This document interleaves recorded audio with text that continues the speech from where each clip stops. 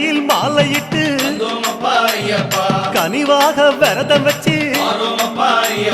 மணிமணியா மாலையிட்டு மார்கழியில் பூச வச்சு சபரிமலை பயணம் தானப்பா சாமி வழி துணையா வந்து சேரப்பா சபரிமலை பயணம் தானப்பா சாமி வழி துணையா வந்து சேரப்பா குருசாமி சொன்னபடி கூடி நல்ல விரதம் வச்சு கருப்பசாமி பொண்ண நினைச்சு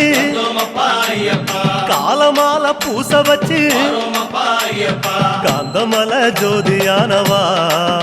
எங்க காவலாக வந்து சேரப்பா